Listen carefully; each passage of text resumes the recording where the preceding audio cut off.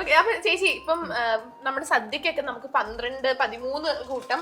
അയ്യോ, അത് ഞാൻ ഒരു ആവേശത്തിലൊന്നാക്കി വെക്കിയതാണ്. തീർച്ചയായിരുന്നു തീർച്ചില്ല. അപ്പൊ നമുക്ക് ഒരുപാട് കൂട്ടം കറികൾ ഉണ്ടാവും. അപ്പം സദ്യ എന്ന് പറയുമ്പോ തന്നെ ചേച്ചിക്ക് ഒഴിച്ചുകൂടാൻ പറ്റാത്തൊരു 4 കറികൾ ഏതൊക്കെയായിരിക്കും? പരിപ്പ്, സാമ്പാർ, പപ്പടം എന്തായാലും വേണം. പിന്നെ സദ്യക്ക് പോകുമ്പോൾ അത് തുടക്കറികളാണ്. ഞാൻ മറ്റേ പൈനാപ്പിളും മുന്തിരിങ്ങയും കൂട്ടുകറി എനിക്ക് ഭയങ്കര ഇഷ്ടമാണ്. ഞാൻ ഇപ്പോഴും ആരുടെങ്കിലൊക്കെ കല്യാണത്തിന് പോകുമ്പോ സദ്യ കഴിക്കാൻ നേരത്ത് എന്നിട്ട് പറയും എനിക്ക് മുന്തിരി ഇട്ടില്ല. പൈനാപ്പിളും മഞ്ഞ കളറ് അതാണ് എന്റെ ഇഷ്ടമുള്ള കറി. അപ്പം പരിപ്പായി, പപ്പടമായി, സാമ്പാർ, പിന്നെ ഈ കൂട്ടുകറി, പിന്നെ ഒരു കറിയും കൂടെ ഏതൊക്കെയായിരിക്കും? ഓരോ ചൂട്ടാൻ ഭയങ്കര ഇഷ്ടമാണ്. അതായത് കാളൻ. അപ്പം പൊതുവേ ഓരോ ചൂട്ടാൻ എനിക്ക് ഭയങ്കര ഇഷ്ടമാണ്. മാത്രം മതിയല്ലോ. ഓലന് പൊതുവേ ഞാനേ എനിക്ക് ഇഷ്ടമാണ്. പക്ഷെ ഞാൻ അതിനൊരു നിർവികാരക്കറി എന്ന് പറയും. ശരിയാലേ, പ്രത്യേകിച്ച് ഒരു വികാരം എനിക്ക് തോന്നലില്ല. പച്ചമുളക് കീറിയിടുമല്ലോ. അമ്മ ഓലൻ വെക്കാൻ വീട് പിടിക്കത്തെ. അമ്മയുടെ മെയിൻ ഹൈലൈറ്റ് കറി എന്ന് പറയുന്നത് ഓലനാണ്. ഭയങ്കര ഡീസന്റ് കറികൾ. അമ്മയ്ക്ക് ഏറ്റവും ഇഷ്ടപ്പെട്ട ഒഴിച്ചുകൂടാൻ പറ്റാത്ത സദ്യയുടെ കൂട്ട് കറികൾ എന്തൊക്കെയായിരിക്കും? എരിശ്ശേരി, ഓലൻ, കാളൻ. ഈ 3 കറി മതി. ഈ 3 കറിയും ചോറുണ്ടെങ്കിൽ പിന്നെ തോരണ്ടാവും കേട്ടോ. അച്ചാർ വേണ്ട? അച്ചാർ ഞാൻ അങ്ങനെ കഴിക്കാറില്ല. പിന്നെ എന്താ അറിയോ, ഈ മേടിക്കുന്ന അച്ചാറുകളിൽ മിക്കതിലും വിനാഗിരി വിനാഗിരി ഉണ്ടാവും. അപ്പൊ അതും വലിയ ഇഷ്ടമില്ല. വിനാഗിരി ഉപയോഗിക്കുമ്പോ നമുക്ക് ഭയങ്കര ഒരു ഡീഹൈഡ്രേഷൻ വരും അല്ലെ, അങ്ങനെ. അപ്പൊ പൊതുവെ വീട്ടിൽ ഉണ്ടാക്കുന്ന അച്ചാറുകളോടാണ് പ്രിയം.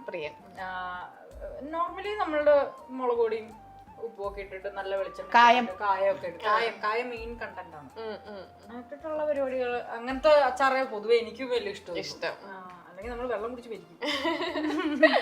ഓക്കെ. അപ്പൊ അതുപോലെ തന്നെ ചേച്ചി ഇപ്പം ഡാൻസർ ആണ്, അതുപോലെ തന്നെ പാട്ട് പാടുന്നു. എന്നാലും ചേച്ചിക്ക് ഹൃദയത്തോട് ഈ 2 പ്രൊഫഷനിൽ ഏറ്റവും കൂടുതൽ അടുത്ത് നിൽക്കുന്നത് ഏതായിരിക്കും? ഇതിപ്പോ 2 കയ്യിൽ ഏതായിട്ടുള്ളൊന്നും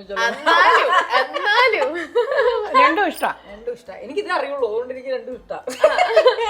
അല്ലാതെ ഞാൻ പലരും ചോദിക്കും ഡാൻസും കളിക്കും പാട്ടും പാടും അല്ലേ? എനിക്കിത് അറിയുള്ളൂ, എനിക്കതേ അറിയുള്ളൂ, അല്ലാതെ വേറെ. പിന്നെ അഭിനയിക്ക അങ്ങനെ ഇതെന്താന്നറിയോ, ഞാൻ എപ്പോഴും പറയും എന്നെക്കാളും നന്നായിട്ട് ഡാൻസ് കളിക്കുകയും പാട്ട് പാടുകയും ചെയ്യുന്ന, അതായത് നമ്മളിപ്പോ ഫീൽഡിൽ നിൽക്കുന്നവർ ഒരു നല്ല ഡാൻസർ ആണല്ലോ, നല്ല പാട്ടുകാരിയാണല്ലോ എന്ന് പറയുന്നവരെക്കാളും കൂടുതൽ നല്ല കഴിവും പെർഫെക്ഷനോട് കൂടി ചെയ്യുന്നവര് ശരിക്കും ഫീൽഡിന് വെളിയിലാണ് നിൽക്കുന്നത്. അവരെന്തൊക്കെയോ കാരണങ്ങൾ കൊണ്ട് ഉള്ളിലേക്ക് വന്നിട്ടില്ല. അത് ചിലവർക്ക് ഇതുപോലെ ഇങ്ങനെ ക്ഷമിച്ച് നിൽക്കാനുള്ളൊരു പലരുടെയും ഞാൻ കണ്ടിട്ടില്ല. ഇപ്പൊ എന്നെ പഠിപ്പിക്കുന്ന ടീച്ചേഴ്സിനെ കാണുമ്പോൾ ഞാൻ എപ്പോഴും അമ്മയുടെ അടുത്ത് പറയും, എന്തൊരു ഭംഗിയായിട്ട് അവർ ക്ലാസ് എടുക്കുന്നത്, പറഞ്ഞു തരുന്നത്, ഡാൻസ് ആണേലും പാട്ടാണേലും പറഞ്ഞു തരുന്നത്. പക്ഷെ അവരങ്ങനെ ചിലപ്പോ വേണ്ട രീതിയിൽ ശ്രദ്ധിക്കപ്പെട്ടിട്ടുണ്ടാവില്ല. അതെന്താന്ന് വെച്ചാൽ അവർക്കൊന്ന്, എന്നെ പഠിപ്പിക്കുന്ന ടീച്ചേഴ്സിന് സ്കൂളിലും കൂടി അവര് ടീച്ചേഴ്സായിട്ട് വർക്ക് ചെയ്യുന്നുണ്ട്. അപ്പൊ അവരുടെ സമയം, പിന്നെ സമയപരിധി ഉണ്ട് അവർക്ക്, പിന്നെ ജോലിയിലായിരിക്കും അവർ കൂടുതൽ കോൺസെൻട്രേറ്റ് ചെയ്യുന്നുണ്ടാവുക. അപ്പൊ നമ്മളുടെ ഫീൽഡിലേക്ക് വന്നാൽ നല്ല ക്ഷമ വേണം. മറ്റു എന്തെങ്കിലും ജോലി ഉണ്ടെങ്കിൽ അതും കൂടെ ലീവൊക്കെ എടുത്തിട്ടൊക്കെ വേണ്ട വരാൻ. അപ്പൊ അതൊന്നും പറ്റില്ല. പിന്നെ ഒരു കാര്യമുണ്ട്, ഈ പ്രോഗ്രാംസിനൊക്കെ സിനിമയാണല്ലോ മെയിൻ. സിനിമയിലുള്ളവരെല്ലാം സർവജ്ഞങ്ങളും കയറിയൊന്നും ആൾക്കാരുടെ, പക്ഷെ അതല്ല സിനിമ. അതും ഉണ്ട് കേട്ടോ. ഇപ്പൊ സിനിമയില് അഭിനയിക്കുന്ന ആളായത് കൊണ്ടായിരിക്കാം എന്റെ ഡാൻസും പാട്ടും ഒക്കെ കൂടുതലും. ഇപ്പൊ എന്നെന്നല്ല, നമ്മൾ അറിയപ്പെടുന്ന ഒരുവിധപ്പെട്ടവരെല്ലാവരും അവരുടെ പ്രോഗ്രാം ഉണ്ട് എന്നും പറഞ്ഞിട്ട് നമ്മൾ. അതേ സമയത്ത് റിയൽ ആർട്ടിസ്റ്റുകളുടെ പ്രോഗ്രാംസ് വരുമ്പോ കാണാൻ ആൾക്കാരില്ല. കാരണം എന്താ വെച്ചാൽ സിനിമയുടെ ഫെയിം ഇല്ല എന്നുള്ളതുകൊണ്ട്. ഇപ്പൊ ലോകം അറിയപ്പെടുന്ന നർത്തകിമാരെ പലരും സിനിമാ നടിമാരല്ലാത്തത് കൊണ്ട് ഒരു വിഭാഗം ആൾക്കാർക്ക് ശരിക്കും പറഞ്ഞാൽ അറിയില്ല. അതൊരു വാസ്തവമാണ്.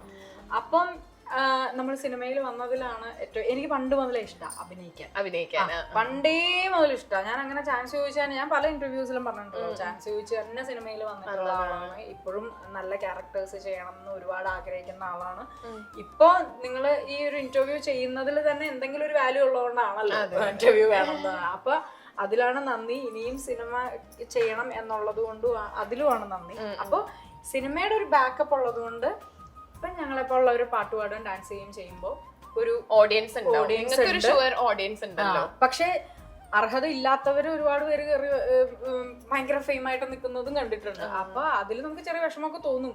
കാരണം ചില ആൾക്കാർക്ക് ഒരു ധാരണ ഉണ്ട്, ഓക്കെ ഇവർക്ക് ചിലപ്പോ നായികമാരായതുകൊണ്ട് ചിലപ്പോ ഭയങ്കര കഴിവായിരിക്കും എന്ന് വിചാരിക്കുന്നവരുണ്ട്.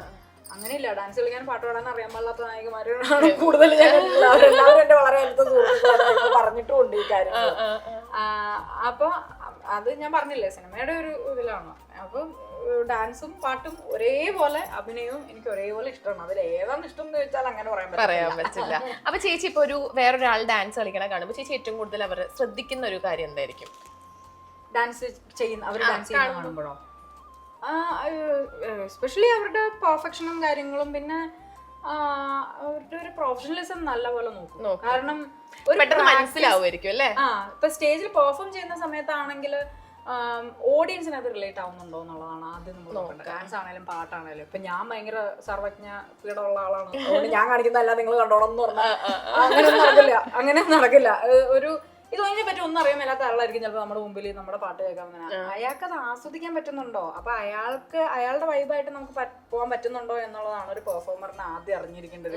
ഇപ്പൊ ചിലപ്പോ ഞാൻ വന്നിട്ട് ഭയങ്കര കർണാട്ടിക് ആയിട്ടുള്ള ഒരു കീർത്തനമൊക്കെ പാടിയിട്ട് ചില ആൾക്കാരിങ്ങനെ ഇത് ഏത് ആ സമയത്ത് വെറുതെ ഒരു ആലായൽ തറ വേണം, അല്ലെങ്കിൽ അങ്ങനത്തെ ഉള്ള പാട്ടോ അല്ലെങ്കിൽ ഏതെങ്കിലും ഒരു സിനിമ പാട്ട് പാടിക്കുമ്പോൾ വളരെ അയാൾക്കൊരു ഇഷ്ടപ്പെടുന്ന രീതിയിൽ ലയിച്ച് പാടി കൊടുക്കുമ്പോൾ അയാൾക്കത് ഇഷ്ടപ്പെടുന്നുണ്ട് എന്നുണ്ടെങ്കിൽ അതാണ് വിജയം. അപ്പൊ അത് ഞാൻ നോക്കാറുണ്ട്. ഒരു പ്രോഗ്രാം കാണാൻ പോകുമ്പോ നമുക്കത് എത്രത്തോളം റിലേറ്റബിൾ ആവുന്നുണ്ട്, ആസ്വദിക്കാൻ പറ്റുന്നുണ്ടോ എന്ന് ഞാൻ ആസ് ആൻ ഓഡിയൻസ് നോക്കും. എന്നാൽ മാത്രമേ അതില് കാര്യമുള്ളൂ.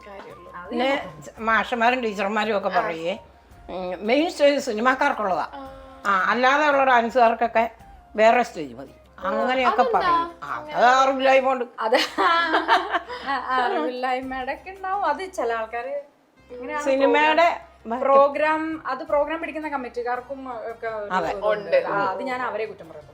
അതെ, എന്നിട്ട് അറിയാൻ പാടില്ലാത്ത സിനിമാക്കാരെ വിളിച്ച് മെയിൻ സ്റ്റേജ് കൊടുക്കും. കൊറേ ആരോപണങ്ങളൊക്കെ നമ്മൾ അങ്ങനെ കേൾക്കുന്നുണ്ട്. അത് കഴിവുള്ളവരാണോ എന്ന് നോക്കിയിട്ട് അവരെ വേണം പ്രോത്സാഹിപ്പിക്കാനായിട്ട്, അല്ലാണ്ട് ഫെയിം നോക്കി പ്രോത്സാഹിപ്പിക്കരുത് എന്നുള്ളത് എനിക്കും ഒരു അഭിപ്രായമുണ്ട്. ഒന്നും അറിയാൻ പാടില്ലാത്തവരെ വിളിച്ചിട്ട് ഭയങ്കര ലക്ഷങ്ങളൊക്കെ കൊടുത്തൊക്കെ പ്രോഗ്രാം ചെയ്യിപ്പിക്കും. ഒന്നും അറിയാൻ പറ്റുന്നുണ്ടാവില്ല. നമ്മൾ ചോദിക്കും ഇത് എന്ത് കാണിക്കണമെന്ന്, പക്ഷെ ലക്ഷങ്ങളായിരിക്കും ഇവിടെ മേടിച്ചിട്ടുണ്ടാവും. അങ്ങനെയൊന്നും ചെയ്യരുത്. അതെല്ലാം ഗുരുക്കന്മാരും ഇപ്പൊ പറഞ്ഞിട്ട് ഒരു കാര്യമില്ല. അതെ. അപ്പം ചേച്ചി ഇപ്പൊ ഒരുപാട് വേഷങ്ങൾ ചെയ്തിട്ടുണ്ടല്ലോ. അമ്മയ്ക്ക് ചേച്ചി ചെയ്തതിൽ ഏറ്റവും ഇഷ്ടപ്പെട്ട വേഷം ഏതാ? എനിക്ക് അങ്ങനെയൊന്നും വെച്ചാൽ ഈ വിഷമമുള്ള ക്യാരക്ടറുകള്, ഭയങ്കര താല്പര്യമുള്ള നല്ല പോഷായിട്ട്. എന്നാ നമ്മള് നോക്കുന്ന എന്താ, നമുക്ക് പെർഫോമൻസ് ഉണ്ടോന്നല്ലാണ് എനിക്ക് നല്ല വേഷങ്ങൾ എന്ന് പറഞ്ഞാൽ നല്ല സാരി, നല്ല നമുക്ക് നേരിൽ ചെയ്ത നേരാമണുള്ള സാരി കൊടുത്ത് മര്യാദയ്ക്ക് നിൽക്കുന്നു. അതേസമയത്ത് ഏറ്റവും കൂടുതൽ അപ്രീസിയേഷൻ കിട്ടിയ ഒരു ക്യാരക്ടറായിരുന്നു ദൃശ്യം 2 ക്യാരക്ടർ ജോസഫ് മേരിയും. അത് അന്ന് ആൾക്കാരെ ഒരുപാട് കോൾസ് അന്ന് വന്നിട്ടുണ്ടായിരുന്നു. എല്ലാരും പറയാ അയ്യോ നിങ്ങൾ ഇങ്ങനെ കരയുമെന്ന് വിചാരിച്ചില്ല എന്നൊക്കെ പറഞ്ഞിട്ടങ്ങനെ. എന്റെ പേഴ്സണൽ ഫേവറേറ്റ് ആയിട്ടുള്ള വൺ ഓഫ് മൈ ഫേവറേറ്റ് ക്യാരക്ടേഴ്സിൽ ദൃശ്യം. പിന്നെ ഇന്ത്യൻ നായക സുധ എനിക്ക് ഭയങ്കര. ഈ കരയണത് എനിക്ക് ഇഷ്ടമല്ല, പക്ഷെ ആ ദൃശ്യം 2 കരച്ചിലാണ്. ദൃശ്യം 2 ഞാൻ കരയാൻ കാരണം അമ്മയ്ക്ക് ഇഷ്ടമല്ല. അമ്മയ്ക്ക് കുറച്ചൊരു ജോളി അമ്മയ്ക്ക് എപ്പോഴും എല്ലാവരും പ്ലസന്റ് ആയിരുന്നു. സിനിമയുടെ കഥയില് വരെ എന്തെങ്കിലും ദുഃഖം അല്ലെങ്കിൽ കഥ മാറുന്ന കാണുമ്പോഴത്തേക്കും അല്ല അമ്മ അങ്ങനെ ഭയങ്കര ഡാർക്ക് സിനിമകളൊന്നും കാണൂല.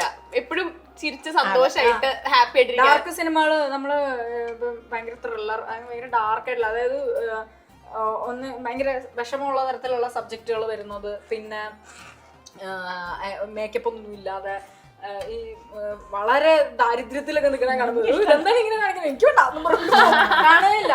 ഞാൻ വീട്ടിലെ ടി വി കാണുമ്പോഴാണേലും പറയും ഇങ്ങനത്തെ സിനിമയൊക്കെ. അമ്മയ്ക്ക് ഇപ്പോഴും ഭയങ്കര ജഗബോഗ സിനിമകൾ, അതായത് രജനീകാന്തിന്റെ സിനിമകൾ, ലോജിക്കൊന്നും വേണ്ട, പക്ഷെ കാണുമ്പോ അത് വെറുതെ ഇരിക്കുമ്പോ ഒരു മനുഷ്യന്റെ ഡ്രസ്സിങ്ങിലാണല്ലോ അത് ഭയങ്കരമായിട്ട് പിടിക്കും. നല്ല അടിപൊളിയായിട്ട് ഭയങ്കര നീറ്റ് ആൻഡ് എലഗന്റ് ആയിരിക്കണം എപ്പോഴും ഡ്രസ് ചെയ്യുമ്പോ. പിന്നെ നല്ല ഭംഗിയിൽ ഒരുങ്ങിയൊക്കെ വരണം, അല്ലാണ്ട് സാധാരണ ഒക്കെ പോലെ പോകുമ്പോ ഇതെന്താണ് ദാരിദ്ര്യം എന്ന് പറയുന്നത്.